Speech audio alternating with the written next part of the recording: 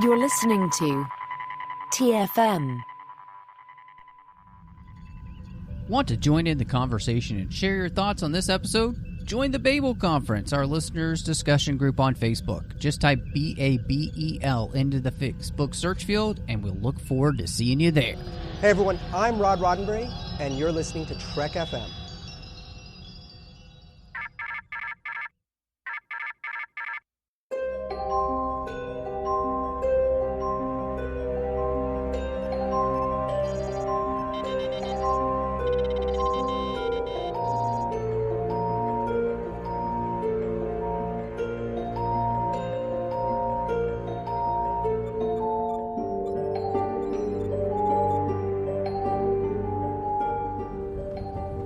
Are you taking all these books? I thought I'd take some light reading. Guess I got bored. Well, hello and welcome to TFM's local books and comic show for Star Trek. And that's right, I'm back, and I'm helping to host this week. And I'm so excited that Jonathan is here with me as well. Thank you so much. We have a very great, excellent topic to talk about today. Yes, we do. Yes, we do, because it's New Book Day. Mm-hmm. Oh, man. And it's always great when you have a new book that delivers so much. It's just so exciting. 'Cause sometimes, especially with these franchises, when you wait for so long, if you have a disappointing book, it's like, oh man, I waited so long for this. But this is an example of we waited so long and we got this book. Yes, that's fantastic. I'm so excited to talk to Dayton about Pliable Truths. Before we get into everything, of course, you can find the podcast wherever you get your podcasts, and we would appreciate it if you would subscribe and let people know that you're listening to the episodes by sharing us out on social media. Of course, we're on X Twitter at Trek FM. We also find us on Facebook at facebook.com/TrekFM. We're on Instagram at Trek FM. You can find the listeners only discussion group called the Babel Conference on Facebook under that title. Just search for it. You'll find us. You can join. And also, you can become a patron of the network over at Patreon, patreon.com/TrekFM, like our associate producers, Casey Pettit, as well as Greg Rosier. Both of them support the network over on Patreon and have chosen Literary Treks as the show to be an associate producer of. And if you like all that we're doing, we could absolutely use your help. So go over there and do that. And of course, maybe if you're on Apple Podcasts or Spotify, give us star ratings and reviews and help people find the show as well. But, Jonathan, this is one of those episodes where I feel like it's really not worth us just kind of beating around the bush. Maybe it's just time that we head over to the feature and let Dayton out of the green room finally. Oh, yeah. We'll let him out of the green room. And in this case, he is in a green room. Well, Jonathan, I am just so excited because, one of the best parts of this show, we say it every time, is when we get the opportunity to talk to the authors about the books that have come out. And we have a brand new book that has just dropped by Dayton Ward, Pliable Truths, which is almost like a TNG/Deep Space Nine book. It's like the prequel we never knew we always wanted. We never knew we always wanted this, but we wanted it because it's great. And Dayton has now filled in a story between the end of what happens there on TNG, of bridging that gap into Deep Space Nine. And Dayton, it's always fantastic to get you out of the green room and into an actual chair. So how are you guys doing this evening? Doing great, man. Doing great. Thank you for having me back again. I don't remember. I quit counting how many times I've done this with people. So we've got to be up there in the terms of the repeat interviews. I know I was the first, I was among the first, if not the first, but I don't remember that far back. And I know that sounds crazy, but I'm just getting older, so it's hard to remember all the details. It was the Voyager novella, I think. Yeah, no, not Voyager. It was not Voyager. Vanguard. Yes. Vanguard. That's what I meant to say. Yeah, and so that's 2012. So that's 12 years. We're very talking about first episode, Dayton Ward. Yeah, was amazing. You kicked off this show, and the fact that obviously you're doing something right because they keep asking you back, and so we ask every author who comes on about this. And with this story, again, you're taking all of the elements that had been there for TNG and the ones that they were using to set up Deep Space Nine and putting that into a story that basically gives us the prequel to Emissary. And so where did you guys come up with this idea of like, this is a story that does need to be told? Well, thank you. I don't know if it needed to be told, but it's the one that ended up being told because I was approached by my editors at Simon & Schuster, and they said, we want you to write a next generation novel that crosses with Deep Space Nine, and we would like you to set it during television series, the next generation television series. And I said, well, okay, that narrows the window considerably right off the bat, right? And so I start putting it together and figuring out where the crossing lines are. And I'm like, Worf doesn't even know anybody among the DS9 Starfleet crew until he gets there in season 4 of DS9, which is set after Generations and after the Enterprise D crashes, and right. So automatically we're starting to like winnow down where the gaps are or where the opportunities are to cross these people over. So right away I know that if I'm going to create a story set during the Next Generation series, I have to find something for Worf to do that doesn't allow him to interact with anybody from the station because he hasn't met anybody. I mean, I watched Way of the Warrior a couple of times just to make sure, and he's getting introduced to people in different scenes. So it's like, well, okay, he can't talk to Kira, he can't talk to Odo, he can't talk. I'm like, so what am I going to do? So as we started figuring out where the gaps were, I realized I was leaning toward the time period right after Picard was tortured in Chain of Command, which is not that far timeline wise before Emissary. So there's my gap. And so I pitched that idea and I said, I think I can tell a story in here, maybe deal with post-traumatic stress, maybe deal with the fallout from the Bajoran, from the Cardassian occupation, and I'll flesh out some subplots and we'll see where we can go. And that's where the idea for the prison camp planet came from. I needed a whole other B plot to go with, so Riker and the gang could go do something while Picard is being the mediator. And then all the other stuff as far as Gul Madred. Oh, spoiler. We've already spoiled it now. So maybe we can edit that part out.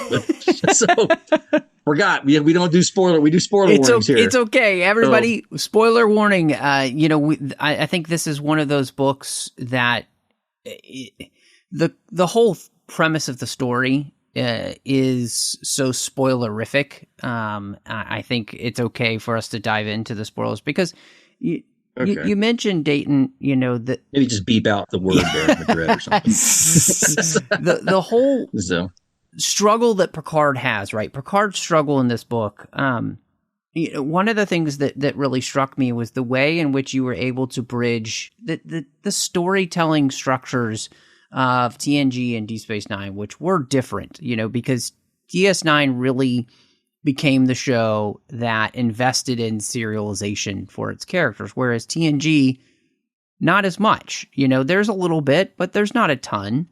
And so this, like you said, following Chain of Command, we really get to deal with the fallout for Picard and what that experience had done to him, especially coming face to face once again so soon with his torturer.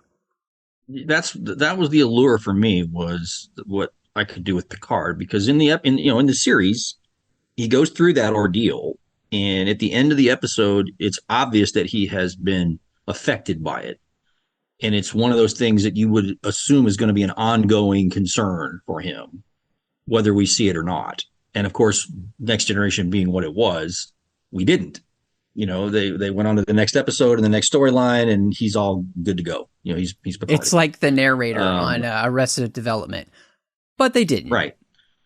And, DS9 in its early days wasn't quite ready to lean into, they hadn't started leaning into serialization quite so much. So it was a little more episodic in the first year or so before they really found their legs and realized, where we're going to go once we start doing this thing. I mean, yes, there were some plot arcs they were sewing in, but it was still being approached largely in episodic fashion. So that part didn't concern me so much, but I was more enamored with the opportunity that I could play with Picard and then have him thrown into this situation that's pretty volatile and very fluid at Bajor. And then I also like playing with, Admiral Nechayev, who has at times been very antagonistic toward Picard, but yet at other times she's actually quite amenable, right? And so I just wanted to catch her on a good day, because we know that she's going to catch him, come back and read him the riot act not too long after this episode. So I don't know. It was a lot of fun to be able to just play in that space. And I had never done a Next Generation novel set between any of the episodes of the show. Everything I've done Next Generation, except for one short story, has always been in the post movie time frame or the movie time frame. So it was a interesting challenge to try to find a hole where I could tell a story that didn't seem like just being a gap filler. Or, you mentioned one of the subplots being the Bajorans and the Cardassians which were on other planets that the Cardassians controlled. And that subplot seemed to have a lot of the similar themes in something else you'd written, which was Peaceable Kingdoms, the last of the Book of the Fall series, where you also had to deal with the Bajorans and the Cardassians. Did you feel that you were exploring similar themes more in depth, or did you feel like you were able to explore new themes that you hadn't covered before with that subplot? I was trying to do something different with that than I went back and looked at it because I saw the similarities when I was fleshing out the idea, but I thought, well, I can take this in a different direction. Mm-hmm.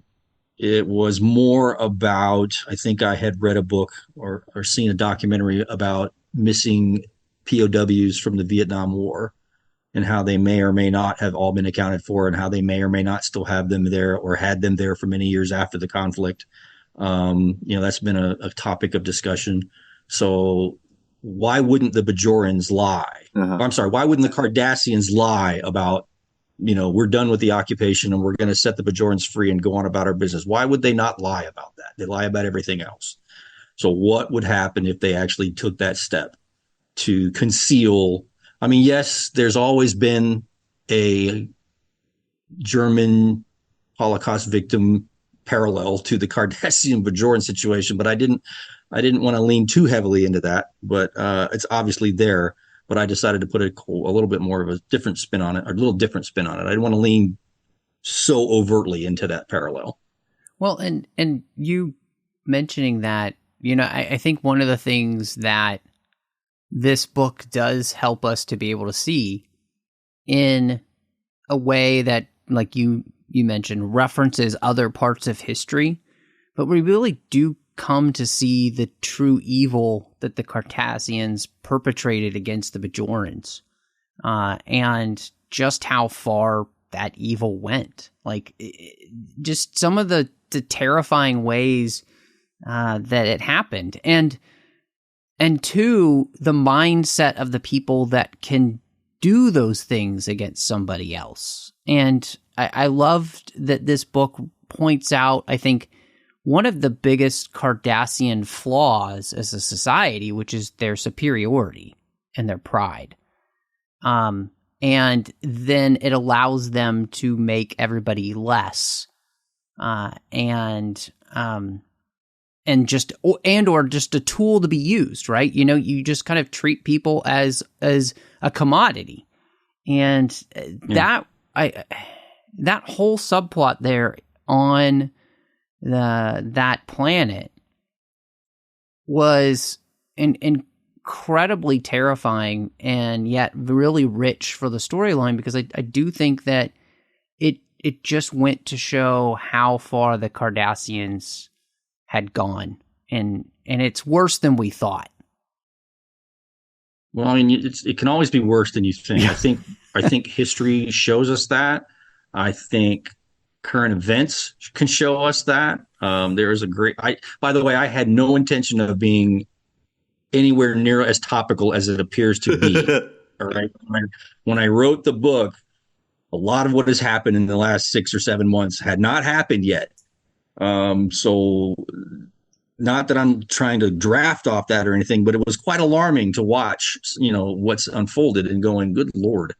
But it's not a surprise, because our history is rife with that, right? We have always had a group of people who have viewed another group of people as being lesser than or less worthy, or they are to be exploited and tossed aside. That's our human history from the very beginning has always involved that. So yes, the Cardassians can always be worse. And yeah, I was drawing on different bits of history as inspiration, I suppose is the word. But I wasn't intending to draw any overt parallels or make an overt commentary on any one thing. I know that people are going to read the book and come away with their own conclusions, but I promise that was not necessarily my goal going in.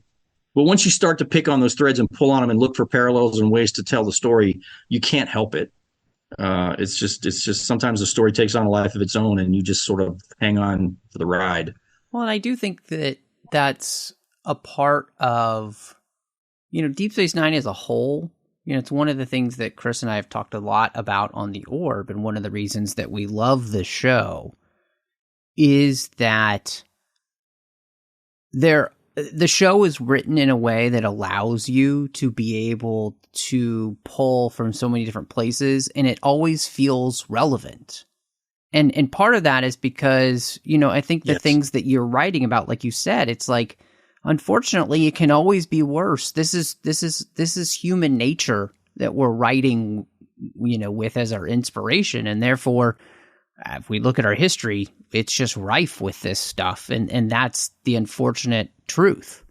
Yes, I agree. No, like I said, you can't, I don't ever set out necessarily to make overt statements, but I read history and I follow current events, and it infects your dreams, for lack of a better term. I mean, it's all a swirl in my head when I'm writing a book. So I will grab onto anything that I think can pull the story or, push the story along, or if I can draw a parallel. And of course, Star Trek, that's what Star Trek does when it does it right. It does it very well.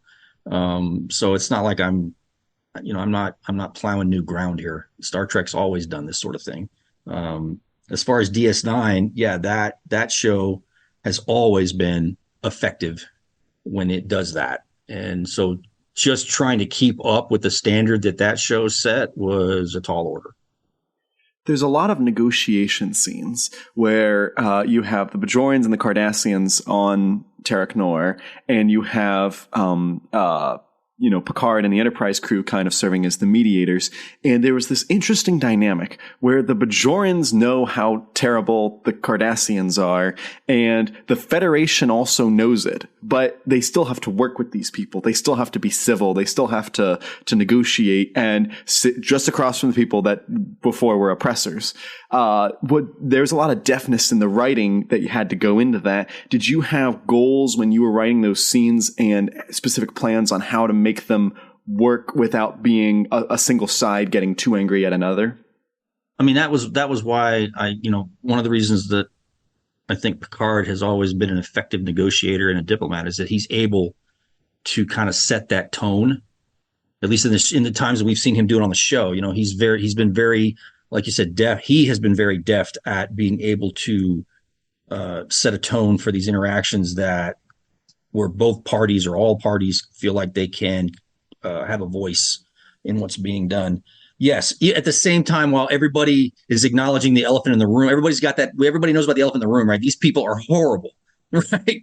But the only way to get them to the table is to make them feel as though they're not being treated like the villains they are, right? We all know this. So it's like, how do I get a concession out of them?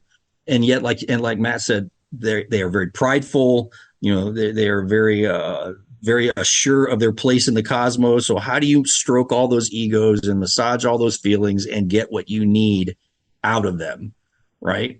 It's very. It's not quite babysitting, but it's like the next level up, I guess, when you're dealing with a recalcitrant toddler. Or if you watch Congress do anything in chambers trying to come up with, it's like that.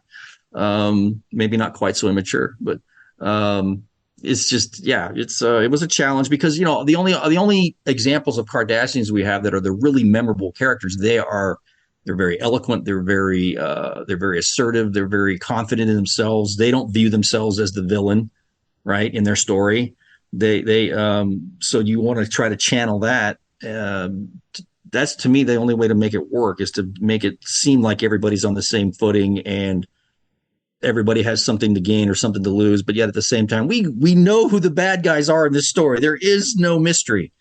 So yeah, it's I drank a lot. The life of a writer. Life of a writer. So one of the things in the book, and this is one of the things that it kind of blew my mind that actually Deep Space Nine really never dealt with this question as a series, which was the inconvenient truth that the Federation hadn't done anything to help the Bajoran people before this, and it really brought to mind that, often attributed to Burke, the only thing necessary for the triumph of evil is for good men to do nothing. And of course we saw that on display with what the Cardassians did to the Bajorans because nobody came in to help them. And, Deep Space Nine is I think the best Star Trek show because what it was about challenging the ideals of the Federation and how they actually work out in quote unquote real life, right? They would take what TNG had kind of created and they would put meat on the bones. And I would love for you to just kind of expound on that because, seriously, I can't believe this is a question that Deep Space Nine really never dealt with as a series. And it seems to me like if I'm the Bajoran people, this is one of my biggest beefs with the Federation in the first place. I really never liked how Next Generation framed all of that. Like when we get introduced to Ro, Ensign Ro, and the plight of the Bajorans for the first time in that episode. And, this is a year after we discovered that there was a whole war with the Cardassians that we knew nothing about for the first 3 or 4 years of the show. Just all of a sudden, oh, by the way, we just finished a war with the Cardassians that we never saw, right? Flagship not needed in the war. It's fine. Apparently not the most powerful ship in the fleet. It must be someplace else. It must be the thing about the ship named Enterprise, because you notice that it's like the second or third time they pulled that, right? In different shows. But the idea that the Federation would stand by and let, as a prime directive matter, would not help the Bajorans, even though they're engaged in a war with the very people who are doing this to the Bajorans, it never clicked right for me. I'm like, wait a minute, why can you go to war with these people but not come to the aid of the people they're exploiting to drive your war machine? So that never set well with me, and I never liked the idea. And then DS9 kind of does a hopscotch around that question, as far as how it began, and just picks up with the Bajorans don't trust the Federation because you left us hanging. And then they spend some time dealing with that. So that was where that was what I had to work with as far as Kira and other Bajorans in the storyline was like, these wounds are very raw. These wounds are very raw when Picard and the Enterprise come in. It's like, we have no reason to trust you guys. You guys watched us get hammered for all those years and you didn't do a thing. Why are we supposed to trust you now? So the linchpin of that is, I guess the pivot point for that was what happens in Chain of Command, where the Cardassians are going to make that move, but Jellicoe thwarts it. And so that starts pushing them back. And that's what makes the Cardassians decide they're going to pull back and remove themselves from Bajor and other planets, allows the Federation to come in. It's not explicitly said in the show, but you can draw the line. So that's what I tried to do. I hope it works.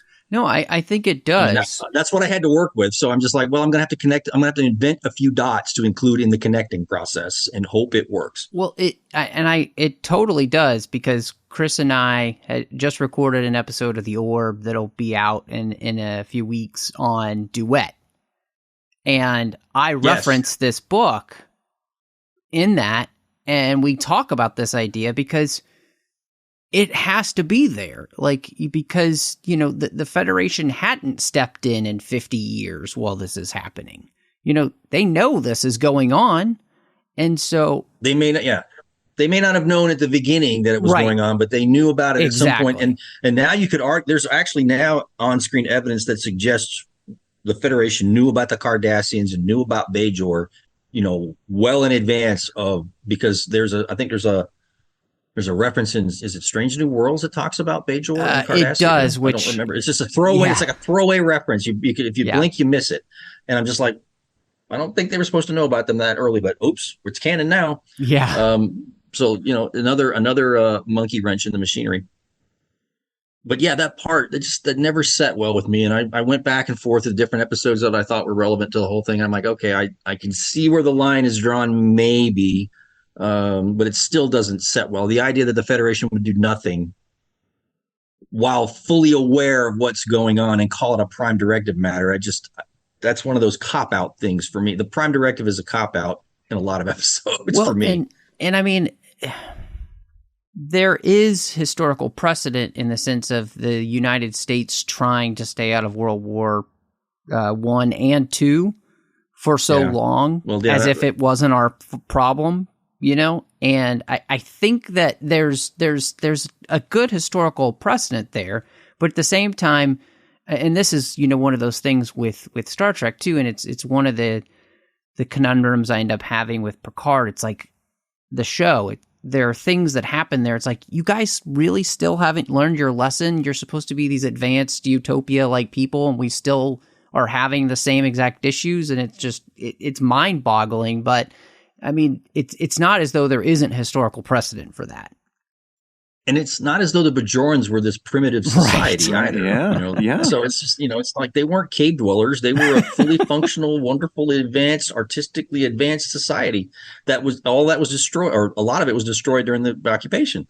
Like I said, there are good things about the Prime Directive, and there have been some great episodes where we see the virtue of the Prime Directive. But I've always felt in this instance it was a cop out. Because, like, how do you stand by as an arbiter of, you know, personal freedom and liberty and all that, and watch that go down? And yes, there are absolutely historical parallels to what the United States did during the first two world wars. The two world wars. Let's not push our luck for a third one. Let's not birth that into existence. Yeah, I mean, and it was, you know, we didn't learn our lesson there either. You know, so. We can talk about, that's a whole other topic that we could spend all day going into. But yeah, just that part bugged me, and I really wanted to come up with something that made sense in story, that acknowledged it, didn't ignore it, and that, you know, makes the Federation basically have to stand up and go, yeah, we screwed that one. We dropped that ball big time, and now is our chance to try to make right. And yes, the Bajorans are not going to trust us for quite some time, if ever. But this is the beginning of that process, you know, the first step on that journey. You look like your hand up. Oh, sorry. The first, you know, the big part of the book is the big themes, but you also have some smaller character journeys in the book as well. And one character journey I really appreciated was the O'Briens. And I thought it was so fascinating to explore why he took the job, and also to explore why she would be so, you know, willing to have such a quick change of venue for them. And you explore that reasoning here. Did you have a lot to pull from the show or other materials, or did you get to include some of that reasoning yourself? Well, the show doesn't really give us a reason why he changes jobs. You know, I mean, not really. I mean, so the idea, I guess, is he was just fascinated by the opportunity. And, you know, there's those early episodes where Keiko was really having a hard time acclimating to the new digs, right? So my experience as former military, having to uproot my wife and make her come with me to another duty station, not once but twice, okay, in a very short period of time, I drew on that experience, because that was not that was not an easy discussion to have. That was not an easy transition. She did go through a period where she was not sure what she was going to do, or if this was the life she wanted, you know, because she has her own goals. She had her own ideas about what she wanted to accomplish. And I was getting in the way of that, me and Uncle Sam, right? So I tried to start that way, but I didn't want it to be quite so pat. Like, well, you know, Starfleet gave me orders and I have to go. That felt like a cop-out. So I really wanted it to be a journey for O'Brien to basically tap into his unrealized potential, you know, because we've seen him and all he does is man the transporter console. Then you come to find out he's got all this backstory on DS9, right? And you're like, wait a minute, why would he just do what he did on the Enterprise if he could do all the things that we now see him doing on DS9? There has to be a story there, right? And so that's why I invented the whole bit about, he's hands-on. He likes, he leads his team from the front. He's the first one to get his hands dirty. That's why he remains an enlisted person instead of taking a commission. Those things appealed to me from a military standpoint or based on my career.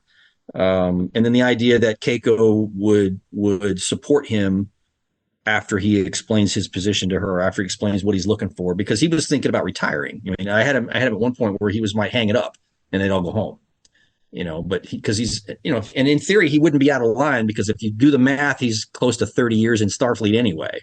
I mean, so it's like, well, I mean, that's when most people retire in this day and age after that long. So what would motivate him to do to make the transition? It's like, well, it's the technical challenge, and it's the idea that he's being called upon to, to take on much more responsibility than he's ever been asked to do, at least that we've seen on camera at this point.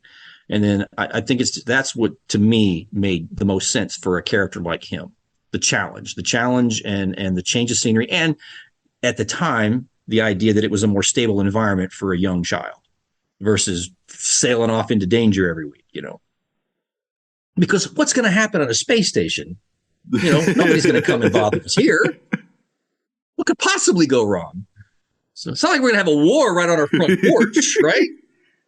I think, and this is, as I was kind of saying earlier, one of the things that this storyline with the O'Briens and specifically Miles represents to me is, again, DS9 was the show that I think really found the potential of all the storytelling plot points that TNG had laid out, but just never really used in the way that we would have liked to have seen. And I loved the way O'Brien is actually the microcosm of this larger meta point about what Deep Space Nine does for the Star Trek universe. I think the depth of the Star Trek universe actually really comes and only is there because of Deep Space Nine. I think all of the other shows, even the ones that we're seeing on now, they kind of owe everything to what Deep Space Nine did with the universe of Star Trek and really fleshing it out with these characters, trying to create less of a monoculture of every culture that we knew, trying to make characters feel more real, and just have real lives. And the way you wrote the O'Briens here is, I think, very much the way that we see them in the show, which is they feel like an actual real married couple. Like anybody that's been married recognizes that relationship because it feels like your own marriage. I thank you. I mean, that was what I was gunning for. Is it's a lot like my own marriage. The demands that my work placed on my wife at that point in time, early in because it was a young marriage at that time, similar to what the O'Briens had. So I was trying to channel a bit of that. Write what you know, right? But you're right. As far as DS9, I wonder if, I honestly don't know if it's true, but you look at a lot of the episodes in DS9, especially when they started to really actively try to break the mold of Star Trek storytelling. It's like, well, this is what we would have done if we were on Next Gen. Mm-hmm. So let's go the other way. It's like they would expect us to do this if it was Picard and the gang. So we're going to go do this instead. And I don't know if it was deliberate. I don't know if it was an act of rebellion or they just decided that this was the place. Since they're not paying attention to us, they're paying attention to Next Generation wrapping up, and now they're paying attention to Voyager over on UPN, and they're kind of leaving us alone. We're going to experiment a little bit and see what happens. And it's not always going to win. And what I love about DS9, I don't know if you've ever read the DS9 companion book that Terry Erdman wrote. It's like, I love the fact that the writers were not afraid to say, well, we tried that and it didn't work. They didn't make excuses about how we didn't understand, the audience didn't understand what we were going for, or they didn't have enough budget or whatever. They would flat out tell you, sounded good on paper, and I love that candid response to that kind of thing. And so that to me, that's DS9. They're not afraid to take a shot, not afraid to fail. Right. But we're going to pick ourselves up and we're going to try again. That just seems to be a running theme throughout the show. There were quite a lot of DS9 characters who were able to pop in and show up. And you talked about the trying to figure out how to incorporate them properly, because you had certain ones that just couldn't show up because they hadn't been there yet on Terek Nor. And then you had other characters that it would make sense to see. So we see Odo and Quark and Kira in this book. And of course, some of the Cardassians. Did you have certain characters that you wanted to see them interact with that you hadn't seen them interact with before when you were writing the book? I wanted to play with, he's on the cover, so I can't spoil him. I wanted to play a little bit with Garrick, but I knew that I could only go so far. That was the other thing. Being based on where I set the story, I could only go so far. So the question is, all right, my perimeter is very tight. So what can I do within that area? How far can I push it? How far can I play with it? How much fun can I have with it? So, Odo harassing Garrick was on my list of things to do. Having at least one good Quark scene, was on my list of things to do. I had to find a way to work Morn in there, at least a couple of times. I think he shows up twice, and it seems like he's in the same spot every time, which is the gag, right? That's the running gag. So I had to find a way to call out that gag.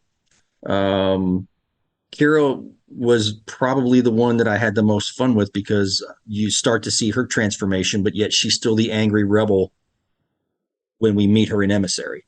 And then, there's a few other folks that get peppered in there, but yeah, it was like, I can only push the boundary so far, but I'm going to have a little bit of fun and try to establish the antagonistic relationship between Quark and Odo, and between Quark and Garrick, Odo and Garrick, because we all know what's coming. That's the other thing. It's like, we all know what's going to happen because of the show. So it's like, how can I set that up, but not overplay my hand, not reach too far into what's been established and act like I'm repeating myself. Or act like I'm just drafting off the show and just rewriting a scene that you're going to see in an episode. Like, how do I make that different? So that was kind of fun. But that was a problem I created for myself by setting the story where I did.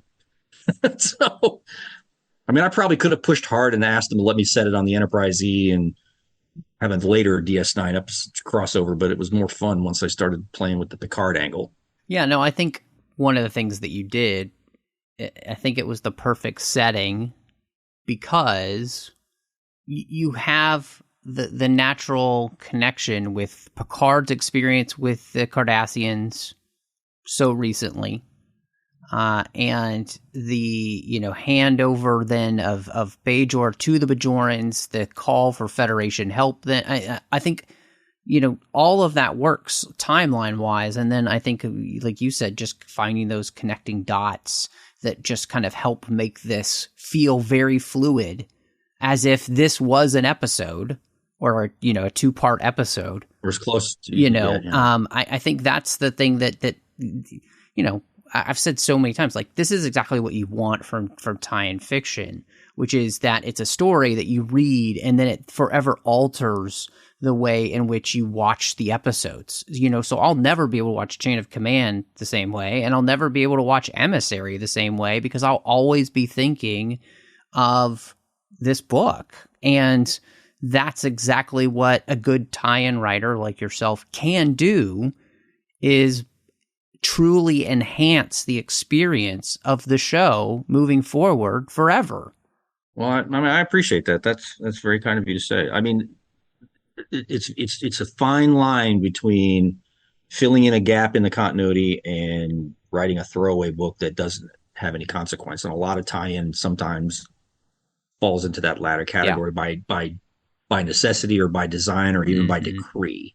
Like the license owner doesn't want you to make bold swings with their character. They want you to tell a safe story that sits between two stakes in the ground and you do not wander off the path. Luckily, Star Trek has always been a little bit more tolerant, until they create new TV series that undo everything. But that's a whole other question. So, not that I have any knowledge or experience with that. No. So whenever I write an original series novel that's set during the show or in between the films, I try to find something new that you haven't seen with those characters, but yet at the same time, I know that there are limits how far I can push things, such as the case here. But the idea was like, I'd like to tell a story that matters. It's the story that should have been told by somebody else, but they never got around to it. So I'm going to do it. And to me, the big nugget there was Picard and his post-traumatic stress. That was the juicy part. And so everything else was me finding reasons to be able to flesh out everybody else around him and have their stories while I entertaining that very tasty morsel of untold storytelling that I wanted to do. With one of the big parts of the storyline, though, becomes something that, a show that you're very familiar with allowed you to introduce something to the series and utilize, which was the Oceanside. And the crew on the Oceanside, the people that were on there, some familiar faces that we've seen before. Familiar faces. And so I just love to hear you just talk about the joy of kind of getting to utilize something. You have had so much to do with Lower Decks. And so how fun was it to be able to then insert that into this book? I kind of did it on a whim. I mean, not a whim. I mean, it was in my outline. I said, I'd like to have a Cerritos or a California class ship involved. I don't know why. I just felt like it would be the right thing to do now that we know that they exist and what they do. So as far as populating certain characters or using certain characters, despite the fact that we had to turn off the literary universe that we had created for the novels over all those years, we still have a lot of characters out there that can be repurposed. We could take them on a different track in this reality. So, the idea that there's Dr. Trop, that guy that we had on the Enterprise Z for a long time, now he's on the Oceanside. And the reason I named it Oceanside is because my first duty station was Camp Pendleton, California, and the nearest town is Oceanside, right outside the back gate. Or outside the front gate. So I had to go there. But it was fun to bring in characters that the longtime readers of the novels would recognize, even if I portray them slightly differently in keeping with this continuity. So it was kind of fun. It's like, well, why create a whole bunch of new characters when we can just go in and grab a couple of those SCE guys, or guys from our other novels? It was a shortcut. But it was also fun because I wanted to see how long it would take people to recognize character X from, another book or another short story. Yeah, that's really fun. Well, and two, I think, kind of doing a less, funny version of the idea of the California class ship. It actually really works. The idea that there's this whole class of ship that their job is to, do the second contacts, to go in and then formalize that relationship that's been created by those exploratory vessels, and that they're made, specifically to be kind of overpowered so that they have the ability to help in, drastic situations. And I think that was the beauty of it, that and one of the things that I've personally loved about Lower Decks is that, as silly as it is, it actually kind of takes the idea of Star Trek very seriously and its core, and that's what actually makes it work, right? And so this really just showed the validity of, you can strip away the silly part of it, and it actually is a show and an idea that makes complete sense. I agree. I mean, I'm like you. I think when you boil away the jokes and the silliness on Lower Decks, at its heart it's still Star Trek, and you see that in episode after episode. There's still a legitimate Star Trek style problem that they have to fix or deal with, and they do it. They knuckle down and they do it, even though there might be wisecracking before and after all that. The core of that story is still pretty Star Trek, and I've said it before about that group of writers, from Mike McMahon down. It's like they are pound for pound some of the biggest Star Trek fans and most knowledgeable Star Trek fans I've run into who work on the shows. You can't joke about Star Trek the way they do if you don't know the material, and intimately, not just, what you read on Memory Alpha or pulled from the encyclopedia or whatever. These people are black belt nerds in Star Trek. I've witnessed it firsthand. It's amazing. They don't know everything, but they know where to look. And if they don't know where to look, then they know who to email, So I've had some very weird, deep, odd conversations about various little arcane bits of Star Trek lore with these guys while they work on different episodes. And it's kind of surreal sometimes. So Like, for example, we're going to find out this year what Cardassian feet look like when they don't have their boots on. Oh, so, that was an actual conversation. What do Cardassian feet look like? I'm like, I honestly don't know. It's a great question, actually. So we had to go. It was an honest to God conversation. I swear to God. Another example of I didn't know we needed that. Exactly. And I don't. But Lower Decks is going to make you feel like it's been a missing component of your life, right? So it's just. But I mean, they were just so much fun to work with because again, once you get past the jokes and the silliness, they really were hardcore Star Trek. They really are Star Trek fans to the core. So it was fun to do that, and take, like you said, take out the silliness part because that wouldn't work in a Next Generation novel. So how do I portray a crew of a ship like this in a next gen manner, right? or that era manner, and do it justice. I do have one technical question on the design of the book. I also asked when we talked to David Mack about his.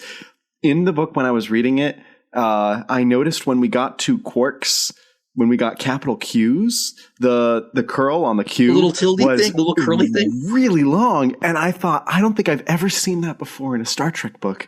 Maybe I just missed it. So the question for you is, was that intentional, or was that something that just happened with the font's design? Came with the font design. When I started seeing the typeset pages, and I was like, well, that's odd. And I don't know that I've ever noticed that before. I'd have to go back and look. I didn't go back and look at the time because I was just so pressed for time trying to get everything in on time. I don't know if that's something they've always done or more recently done, or just, the designer this time decided to do it. I honestly can't tell you. I will ask though, because I had forgotten about it until you brought it up. I mean, I just got my copies like a week or so ago, and I flipped through them real quick just to make sure none of the pages were upside down or whatever, just to make sure it worked okay. Are we sure that Quark hadn't just paid a little extra latinum to have his name be bigger than everybody else's? I'm surprised they didn't italicize it like a brand. I mean, we're early now. He hasn't franchised yet. Exactly. So, at least in my mind. He doesn't franchise out Quark's Bar until after this series, in my mind. Well, it was, I was going to say, it wasn't noticeable as much because there's not many words that start with Q, the letter Q in this book. But the one word that is frequent you used is Quark. And so I only noticed it when his name came up. I saw it when I was going through the page, like, man, because it's the only letter that has that. Just like, I don't know. It must be the font because, and I'm not a font guy, so I can't tell you what font that is. You'd have to ask somebody more versed in that. But yeah, it was definitely noticeable because I know I would go past it and then I would back up. Well, okay, that's a thing that we're gonna do, I guess. It's funny because Jonathan, you say that, and Dayton, you talked about it. I actually went to look to see if sometimes books tell you what the typeset is.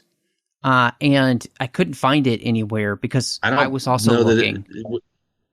Sometimes they put it on the inside of the title page, or maybe even on the back cover. It just depends on the publisher, and I honestly don't know if that's even in there.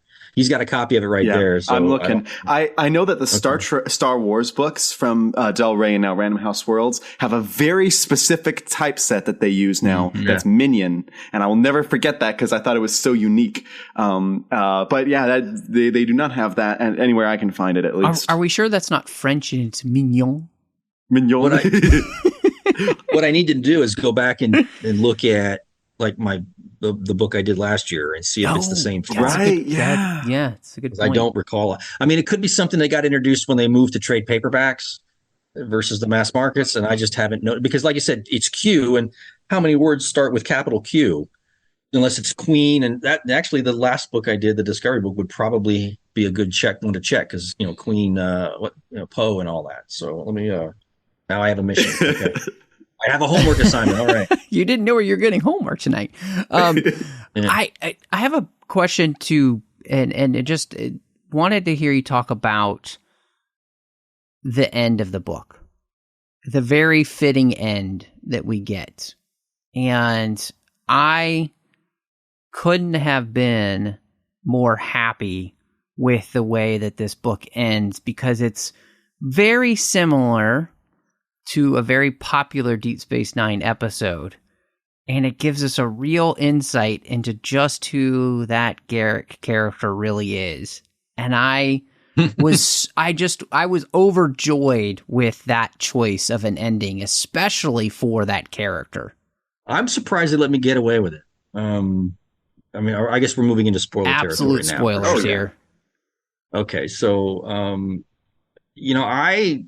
I wrote that in the outline that this is going to happen, and then this is going to set the tone for the relationship between Odo and Garak for sure. If I haven't already done it, then this is going to cement the tone, at least going into the series. They didn't bat an eye. Paramount didn't say a word. Simon & Schuster didn't say a word. They're like, okay, yeah, he's a prick. He deserves to die. maybe not those words, but that was the sentiment. It was like, yeah, swing, go ahead. So I took, I didn't, the death itself was not anything that I really took a lot of joy in. It was just the idea that Garak would do that. Garak would take that swing, and Odo knows he did it. Garak's not going to admit he did it, but Odo knows he did it. So now these guys are going to be watching each other from now on. And all it does is fuel a fire. Is Garak really an outcast, or is he just, pretending to be an outcast, being an agent? We don't know. And also I made a deliberate decision to have it happen after Picard leaves station. He's not involved in that in any way, shape, or form. He has no knowledge of it, no influence. He's not affected by it. I don't even know when he might find out that Madred goes, I didn't even think about that. It was more about, I wanted to leave the book basically handing it off to DS9 right before Emissary kicks. And to me, that felt like the best way to do it, was to have those last two scenes take place on the station. The next gen part of the story's over, and now we're transitioning toward DS9. So that's why I set those two scenes the way I did.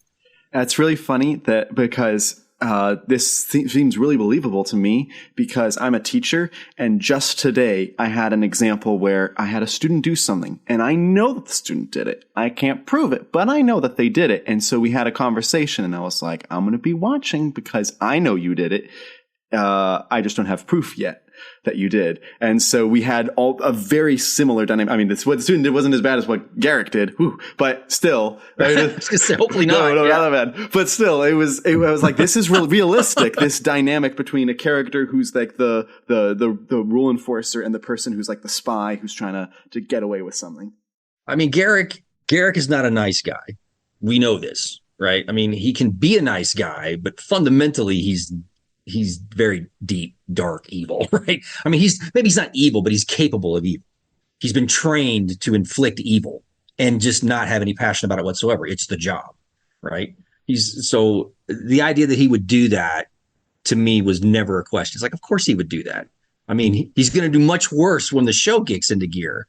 I mean, that's nothing compared to what he's going to do later. We know this, right? This for me, it was just a mild way of reminding people Garak's a dick, but he's a dick worth watching. He's going to be fun. You know? And I do think that, and the beauty that I see in this, and the strangeness of this, is like, Garak is such a complicated character, and yet at the same time, what we see throughout the series is that Garak truly does want what's best for Cardassia. He does, and I think that we see him in this moment that Madred is not what's best for Cardassia. In fact, Cardassians like him have made it terrible. And so his actions here are so much and as you were kind of talking about this whole idea of, like, villains don't necessarily see themselves as, villains. No. And so Garak here, I think he sees himself as doing what's best for the Cardassia, and whether or not, like, it's good, or he should have done it or whatever, is not really a question to him. He's doing what he thinks is right for Cardassia, and he's a very complicated character, like you said, and he's a very rich character. There's a lot to play with, and depending on every way you want to go. I mean, I jokingly call him, he's a dick, and he comes off that way, but you're right. He's motivated by what is best for his people. And that's what leads him to his decision, during the Dominion War, the things that he did. And I think, as like you said, the best villains, even technically Garrick would not be a villain, but the best villains are always the heroes of their own story. They believe they're doing the right thing for the right reasons, and you can't convince them otherwise. They're not mustache twirlers. They are fundamentally, invested in whatever their goal is, because they think it's going to bring about a positive change through their lens. So that's Garrick. That's absolutely Garrick. I mean, and that pays off as the series progresses and as his arc continues, and then we get to the end of the show with, where he ends up. It's like, yeah, that's totally consistent. But yeah, he's just not afraid to take the big swing or, do the dark thing that most people would be balking at. Like, well, that's a bit too far, don't you think? Nah, I'll do it. Because he sees a bigger picture. May not be the picture everybody else is painting, but it's definitely a bigger picture. Before we let you go, always want to give you, just a platform to let people know what's coming up, what you've got coming out, what you may be working on that you could tell us about, and of course, where people can find you so that they can see when those announcements come out. Well, I mean, this book is coming out Tuesday. The next thing I've got coming out is my next collaboration with Kevin Dillmore, my writing partner, my longtime writing partner and my best friend. We did another one of those Marvel declassified books for Ben Bella. This one is going to take a deep dive into Captain America, Steve Rogers. So it is the third of that declassified series that Ben Bella Books has been putting out over the last several months. We had Iron Man come out in November. That was Kevin and mine. That was our first time working with Marvel. Maurice Broaddus, who's a very notable writer, took on the challenge of digging into T'Challa, Black Panther. Then we're back in the saddle with Captain America, and a fourth book is on the way. Has not been announced yet, and neither has the writer. So I'll leave that for Ben Bella to. But I'm thrilled with the choice of writer and the character that individual is writing about. So I think it's a perfect fit. So I can't wait for them to make that announcement so we can all celebrate this person's accomplishment. The next thing that I'm doing is I just recently finished a short story for an anthology that the International Association of Media Tie-In Writers is doing for their annual. We're doing basically public domain tie-in type writing. So it's all twists on Sherlock Holmes. But I basically reinvented Sherlock Holmes and Watson as military investigators on the moon. Nice. That's awesome. It's like NCIS meets Outland. That's awesome. So Watson is the grizzled veteran who's ready to retire, and Holmes is the up and coming young probie with, who's got potential and is a woman, by the way. So just for fun. And then I've got some work I'm doing on for a couple of, it was announced that I did some work for the Planet of the Apes role-playing game that's getting ready to do a Kickstarter for its crowdfunding effort. I'm doing some more work with Star Trek Adventures that will be announced later on in the year, and a couple other gaming-related projects that I can't talk about just yet. They keep me busy, though. And then I'm still doing the consulting thing with Paramount, so they keep me busy. That's awesome. That's awesome. Well, we were just talking about, we've got the Starfleet Academy show that they're doing. We've got more Strange New Worlds coming up. And then, of course, with the end of Lower Decks coming soon, we're just kind of wondering what they're going to do next. So, hopefully maybe some Star Trek Legacy or something like that. We know they're filming. Strange New Worlds. They are. I know they've written all the scripts for the 10 episodes. I don't know which one they're filming right now. And there's always modifications and reshoots and everything, so it doesn't really matter which one's done. They are writing Starfleet Academy. I have read up to 107 out of 10, episode 7 out of 10 for the first season. Interesting show. Going to be a little different than what you've seen so far. Some familiarity things, some new things. It'll be interesting roster of characters you're going to see. Then there's Section 31, the movie event they've created for Paramount Plus. I have seen a trailer for that. that did not include music or visual effects, and it looks pretty intense, to be perfectly honest. Can't give you any details other than I was impressed by what they were able to pull off. Can't wait to see a finished trailer, and can't wait to see it, mixed with sound and visual effects and music, everything. Michelle Yeoh owns every scene she's in, as is always the case, it seems. As far as what's next, they've got ideas bandied about. There's the whiteboard of dreams is in there apparently. No idea what might be next. Well, that's great and exciting. Hopefully, we'll get some good stuff coming up. But as always, Dayton, and as we mentioned at the top of the show, you helped launch the show, and it's just phenomenal that we've been able to continue to have you on, because they've continued to let you write books, and this was just an absolute banger. And so hopefully we'll have more Star Trek books coming from you in the future, because honestly, it just feels like it wouldn't really be Literary Treks without Dayton. I appreciate that. I'll keep doing it as long as they keep calling me. It's definitely a weird job, and not the one I envisioned. My as I've said before, my guidance counselor from high school definitely owes me an apology. Were they like, never will be a writer? Well, that Star Trek stuff. Stop wasting your time on that Star Trek stuff. It's never going to amount to anything. And my mother, I can't believe they pay to write that crap. Career preparation, all those days, watching TV. Like it's my mom's fault. She's the one who bought the first comic books and stuff for me. But no, I mean, I've been very fortunate, and I'm very aware of that, or at least I definitely take steps to remind myself of that very frequently, that it's been quite a journey, and and not one that everybody gets to do. And I've been very privileged to do it, and I hopefully I can keep doing right by it, and they'll call me at least one more time. Let's see what happens. So. Absolutely. Well, thank you so much for being here. No, thanks for having me. It's always fun. Well, it was great getting to talk about all those spoilers with Dayton. Man, he had a lot of spoilers ready, and we did too. And it's always fun to be able to fully talk about a book, not just hint at everything that happened in it.